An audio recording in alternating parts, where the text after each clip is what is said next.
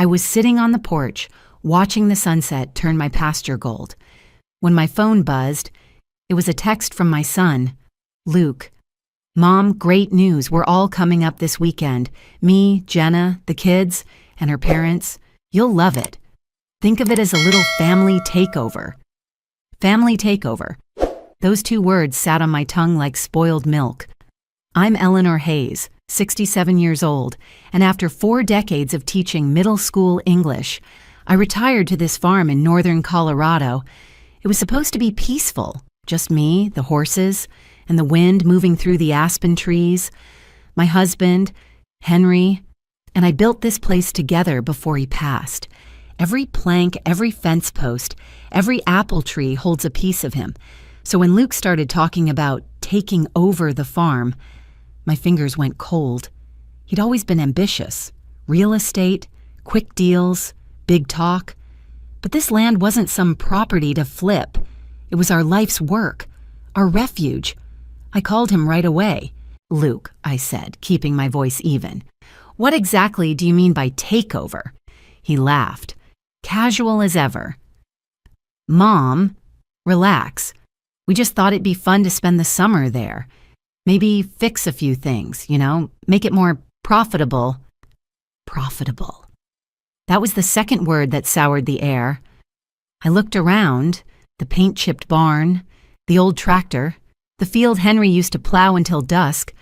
None of it had ever been about profit. It was about peace, about earning your quiet through hard work and sweat. "All right," I told him, "if you want to come, come. But don't expect a resort." He chuckled. "We'll survive." Mom, how hard can country living be? That night, I poured myself a small glass of bourbon, sat by the window, and watched the last light fade behind the mountains. A horse neighed in the distance, as if warning me. Luke had no idea what he was walking into. I wasn't about to lose the last thing Henry and I built, not to greed, not to entitlement, not even to my own son. So I decided, quietly and carefully, that if Luke wanted the farm experience, I'd give it to him. Every single piece of it. They arrived on a Friday afternoon, 3 SUVs rolling up the gravel drive like a caravan invading sacred ground. I stood on the porch with my coffee, the kind of stillness before a storm pressing against my chest. Luke stepped out first, sunglasses, grin, the same confident swagger he'd worn since his first promotion. Jenna followed, bright smile, yoga pants, carrying matching water bottles. Then her parents, Cliff and Marianne, climbed out, squinting like the air was too pure for them. 2 kids tumbled from the back seat, shouting about no Wi-Fi. "Mom, doesn't this look great?" Luke called, arms wide, as if he discovered the land himself. I smiled the kind of smile you give when you're biting your tongue. It's held up. He hugged me quickly, already scanning the property. I was thinking we could modernize a few things. Maybe clear that patch by the creek for glamping cabins, big market right now. The bourbon I'd had last night warmed in my veins again. "Glamping cabins, huh?" I said softly. "Yeah, Mom. You'd love it. Passive income, community events, maybe a yoga barn. Jenna could run workshops. It'll keep you busy." Keep me busy. As if my life was on pause, waiting for his direction. I showed them the house, each room still carrying Henry's touch, the carved mantel, the photographs from the state fair. Marianne wrinkled her nose at the smell of hay. "Rustic," she murmured, like it was an insult wrapped in linen. That evening, they unpacked coolers and gadgets, setting up a portable speaker by the porch. Country music played too loud for the valley. Luke grilled steaks while the kids threw chips into the pond, laughing when the fish scattered. I kept quiet, observing. After dinner, Luke raised a glass. To new beginnings. To making this place thrive. The toasts hung in the air like smoke. I nodded politely, but inside, something turned sharp. Thrive. His version of it meant neon lights where fireflies used to dance. When everyone went to bed, I walked to the barn. The horses stirred softly, familiar and grounding. I ran my hand along Scout's neck, the old gelding Henry loved most. "Don't worry, boy," I whispered. "We'll handle this." By Saturday morning, the honeymoon was over. The kids complained about the rooster crowing at 4:30. Cliff nearly slipped on the mud by the trough. Jenna burned her hand on the old stove, insisting we needed an upgrade. Luke tried to fix the fence without checking the gate latch. Scout wandered out straight into the garden. He stomped through Jenna's yoga mat before anyone noticed. Luke shouted, "Mom, why is your horse in the yard?" "Because," I said, sipping my coffee, "someone left the gate open." He looked at me, realizing, too late, it was his own hand on that latch. By noon, the power flickered. Our rural grid always did that in summer. The air conditioning died, leaving everyone fanning themselves with paper plates. Marianne muttered about third world conditions. I smiled. Welcome to country living. That night, I found Luke on the porch, his shirt stuck to his back, his phone dead. He stared at the stars, so many they looked painted on. "You don't get this in Denver," I said quietly. He didn't answer. "You ever wonder," I continued, "why your father loved this life? Why he never wanted to sell?" Luke shrugged. "It's simple. Mom, you two were comfortable here. But it's different now. Things have to grow, adapt." "Adapt?" I repeated. "Or consume?" He glanced at me, uneasy. "Come on, Mom, don't make this dramatic." I laughed softly. "Oh, sweetheart, I'm just getting started." The next morning, I woke earlier than usual. The valley was blue with mist, the air cool and clean. I stood in the kitchen, brewed a pot of coffee, and began planning, quietly, carefully, the rest of their farm experience. If they wanted authenticity, I'd give them authenticity. By dawn, I'd turned off the Wi-Fi router and reset the circuit controlling the hot water tank.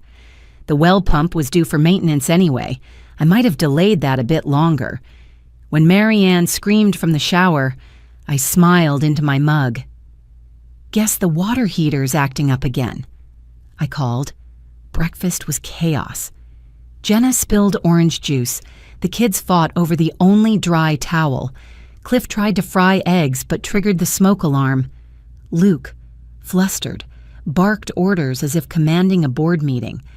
I stayed calm, feeding the horses, letting the sun warm my back. From the barn window, I watched them flail, city slickers dressed in ranch dust. For a brief moment, I felt almost sorry. "Almost," Henry used to say. "Some lessons need blisters to stick." So I watched, patient as stone, while the first blisters formed. They thought they'd come for a summer vacation. They didn't know they'd just signed up for an education. By Monday morning, the novelty had worn off. Luke had drawn up a schedule, printed and laminated, as if the farm were one of his real estate projects. "Organization is key," he said, handing me a copy. It listed chores in bullet points, feeding horses, cleaning stalls, maintaining fences, each assigned to someone. He'd even titled it Hayes Family Ranch Initiative. I nearly laughed. "You do realize, Luke," I said, "that the horses can't read schedules?" He smirked, missing the sarcasm. "We'll bring some modern structure around here. Mom, efficiency." "Of course," I said, "because that's what ranches are known for, efficiency." By noon, it was 90 degrees. The kids were supposed to fill water troughs, but they'd wandered off to the pond to throw rocks. Cliff tried to drive the tractor and stalled it in the mud. Jenna attempted yoga on the porch, until Diablo, the rooster I'd raised since he was a chick, decided her pink mat was a personal threat. He puffed up, charged, and pecked her shin with the fury of 1,000 barnyard gods. Her scream echoed across the pasture. "Eleanor, your chicken attacked me." "He's a rooster," I corrected, sipping iced tea. "They're territorial." She glared. "Well, he's psychotic." "Welcome to the hierarchy," I said. Luke came storming over. "Mom, you've got to do something about that bird." "I did," I said. I respected his boundaries. By Tuesday, morale had collapsed. The Wi-Fi glitch persisted. Luke's laptop froze mid-email. Jenna's phone couldn't stream, and the kids discovered the horror of no internet. Cliff proposed they drive into town for a hotel. Luke refused. "We're not giving up that easily." I smiled behind my coffee. The heat rose, the smell of manure thickened, and tempers boiled. That afternoon, clouds gathered over the mountains, dark, swollen, promising a storm. I took it as my cue. "Luke," I said, "since you're leading operations, you should check the lower field. Storm runoff can flood the ditch if it's blocked." He looked up from his phone. "What ditch?" "The one past the fence line. Better take Cliff and a shovel." They left, grumbling. 20 minutes later, thunder cracked. Rain came down hard, soaking the valley. From the porch, I saw them slogging through mud up to their knees. Cliff slipped twice. Luke shouted something I couldn't hear, and the shovel clattered to the ground. When they returned, drenched and furious, Jenna was waiting with crossed arms. "This is insane. We're not built for this." "Neither was I said, "until I learned." That night, the power went out. I lit candles and boiled water on the gas stove. The kids huddled in blankets, frightened by the dark. Luke tried to restart the generator, but the engine sputtered. "You need to prime it first," I said. "I am priming it," he snapped. "Then you're doing it wrong." His jaw tightened. "You could help, you know." "Oh, I am helping," I said. "I'm letting you learn." When the lights finally flickered back on, his hands were black with grease. The look he gave me wasn't anger anymore. It was exhaustion. The kind Henry used to wear after a long day's work. On Wednesday, I made pancakes at dawn, humming to myself. Luke dragged himself to the table, shoulders slumped. "You win," he muttered. "Win what?" I asked. "This game, the country's beating it." "It's not a game," I said. "It's a teacher." He sighed. "You really think this is how Dad wanted things to be?" That name hung between us. Henry. For the first time in years, Luke said it without flinching. I looked at him. "Your father built this place with his hands. Luke, every morning he got up before sunrise. He worked until his back ached, but he never complained because he understood something you don't." Luke frowned. "What's that?" "That peace isn't free. You have to earn it." He didn't respond. He just stared at his plate, lost somewhere deep. By Thursday, I decided the lesson had ripened enough. Time for the reveal while they slept. I packed an overnight bag, fed the horses, and left a letter on the kitchen table. Then I drove to a small lodge 2 towns over, the same place Henry and I used to go for anniversaries. By mid-morning, my phone started buzzing. Calls, texts, photos of chaos. Scout had gotten loose again. The rooster attacked Cliff. The pigs broke through the garden fence. And worst of all, Jenna's parents tried to start the tractor, which rolled backward into Luke's SUV. "Mom, where are you?" His last text read. I didn't reply. Instead, I ordered a whiskey, sat by the fire, and pulled up the live feed from my barn cameras. The screen showed pure pandemonium, mud, feathers, people shouting. I couldn't help but laugh, softly, almost tenderly. They were finally meeting the real farm, not the brochure version they'd imagined. Still, part of me ached watching Luke struggle. I remembered his first pony ride, how proud Henry was. I remembered our son's small hands holding reins too big for him. And now, there he was, grown, stubborn, floundering. The storm outside grew louder. I leaned back, whispering to the fire. "All right, Henry. They've had enough fun. Time for the real lesson." Because the next part wouldn't be about blisters or mud, it would be about truth. And in the morning, I would return. When I drove back the next morning, the valley looked like it had survived a war. The barn doors hung crooked. Tire tracks cut through the grass like scars. Someone had tied a blue yoga mat over the garden fence, maybe as a patch. Scout neighed when he saw me, ears flicking like he was scolding me for being gone. I parked beside Luke's muddy SUV, the one that used to shine like a trophy. Jenna's parents were sitting on the porch, faces pale and speechless. The kids were inside, watching cartoons on a dying tablet. And there was Luke, standing in the driveway, arms covered in scratches, shirt soaked with sweat and rain. He looked 10 years older than when he arrived. "Mom," he said, his voice hoarse. "You left." "I did," I answered.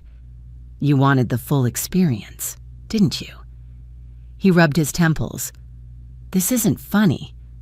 "It's not supposed to be," I said. We stood there for a long moment, the silence heavy between us. Finally, I handed him the folded letter I'd left on the table. He hadn't opened it yet. His fingers shook as he unfolded the paper. He read aloud, "This farm is not for sale, not for profit, and not a playground. It's the legacy of work, not entitlement. If you want to be part of it, you earn it. If you want control, start by learning respect." He looked up. "You think I don't respect you?" "I think you don't understand me," I said quietly. "Or your father." Luke's jaw tightened. "You can't just cut me out. This place, one day it'll be mine." I reached into my jacket pocket and pulled out a thin folder. "Not anymore." He stared. "What is that?" "A trust document," I said. "The land is now under a living trust, protected, maintained as a conservation easement. You can't sell it, can't build on it, can't split it. It'll stay what it is, for the land, for the animals, and for anyone willing to work it." His face drained of color. You did this without telling me?" "I did it to save you from yourself." He took a step closer. "You had no right." I met his eyes. "I had every right. I built this with your father. You were a child when we planted those trees, and you've forgotten what it took to keep them alive." He swallowed hard. "I just wanted to make things better." "For who?" I asked. "For the family, or for your name?" The wind carried the smell of wet hay and earth between us. I could see something shifting in his eyes, hurt, confusion, pride cracking at the edges. He looked around, at the broken fence, the flooded field, the animals waiting to be fed. I thought you needed help." "I do," I said, "but not the kind that comes with a business plan." For the first time since he arrived, he didn't argue. He just nodded slowly, shoulders sinking, inside. Jenna was packing. Her parents were whispering in the kitchen. The tension filled every corner of the house. Luke followed me to the porch. "What happens now?" "That depends on you," I said. "You can stay and learn, or you can leave. Either way, I'm done fighting for your attention." He stared at his boots. "I don't even know where to start." "Start small," I said. "Start by mucking the stalls, or feeding Scout. He's missed you." He glanced toward the barn. "He hates me." "No?" I said softly. "He's waiting for you to show up." A crack of thunder echoed through the hills. The storm hadn't fully passed. It was circling back, gray clouds pressing low. I turned toward the fields. "There's another one coming," I said. Storms don't care about timing. Neither does truth. For a moment, Luke stood still. Then he moved, slow, hesitant, toward the barn. I watched him grab the feed bucket, his hands trembling but steadying with each scoop of grain. Scout snorted, wary at first, then leaned forward to nudge his shoulder. That simple touch nearly broke me. Later, as dusk fell, I found Luke sitting on the fence line, mud drying on his jeans. He didn't see me watching. He was staring at the mountains the way Henry used to, quiet, reverent. I went back inside, poured bourbon into 2 glasses, and set one on the counter for Henry, like I always did. "Your son's finally listening," I whispered, "but he's going to need more than a lecture." Outside, lightning flashed over the peaks. Tomorrow, I knew, would bring something different. Because once you face truth, the only thing left is change. A year passed. The seasons rolled over the valley like pages turning themselves. The fields that had been nothing but mud last summer were green again, thick with alfalfa. The barn smelled of cedar and hay, not chaos. And Luke, well, he was different. After that storm, he'd left for a while, said he needed time to think. I didn't stop him. He called every few weeks, shorter each time, until one day he didn't. Silence filled the space where my anger used to be. Then, in early spring, I got a letter, handwritten, smudged with dirt. "Mom, I'm volunteering at a ranch in Wyoming. They work with veterans and rescued horses. It's hard, but good. I think I get it now. What Dad meant about peace. It's not rest. It's work that means something." I read it twice before I could breathe. By June. He came back, not to take over, but to help. He didn't bring an entourage this time. Just himself, a duffel bag, and that old crooked smile, humbled now. He walked through the barn, running his hand along the railings he'd once called outdated. "You fixed the fence," he said quietly. "You loosened it first," I replied, and we both laughed. That summer was different. He rose with the sun, worked through the heat, fell asleep at the table sometimes. He didn't talk about money or projects anymore. He just worked. And slowly, the land seemed to forgive him. One afternoon, a storm rolled in fast, dark clouds tumbling like smoke. Bella, one of the mares, spooked and bolted into the upper field. The wind howled, and the sky opened in sheets. Before I could call out, Luke was already running after her, mud flying, rain cutting his face. I watched from the fence, heart pounding. He reached Bella near the ridge, wrapped a rope around her, whispering to calm her down until she stopped trembling. When he led her back, soaked to the bone, he looked up at me and smiled. The same calm, steady smile Henry once had after pulling a calf from a flood. That was the day I knew the lesson had settled. A few months later, Luke asked if he could stay for good, not as the owner, just as part of the work. I said yes. We rebuilt the porch together that fall. Jenna visited sometimes, polite but distant. They'd grown apart, different seasons of life. Luke didn't seem bitter. He'd found something steadier than pride. By winter, he started a small program at the ranch, therapy sessions for veterans using horses. Dad would have liked it, he said. He would have been proud, I told him, and he smiled, eyes wet but bright. The following spring, he married Sarah, the local vet who helped us nurse Scout through colic last year.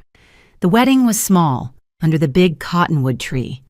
The mountains turned pink at sunset, and even Diablo the rooster behaved, for once. I wore Henry's old hat and danced with my son. The music was simple, an old fiddle tune that carried through the valley. When the night ended, Luke hugged me and whispered, "Thank you for not giving up on me," I said.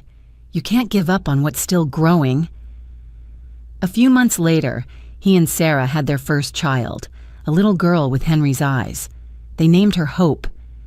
Now, every morning, I wake up to the sound of that same rooster, still crowing at 4:30. I watch Luke walk across the pasture with the baby in his arms, the horses trailing behind like shadows. Sometimes I pour 2 cups of coffee, one for me, one for Henry, and sit on the porch watching the light rise over the hills. The land is quiet again, but it's not empty. Peace came back, not because I fought for it, but because I learned to let it teach. And when the wind moves through the aspens, I swear I can hear Henry's voice, low and content, saying what he used to tell me whenever life got hard. You did good, Ellie. You let the land speak. I smile, sip my coffee, and whisper back, it finally answered. Thank you for watching. If you enjoy these family drama and revenge stories, please subscribe and join me for more every day.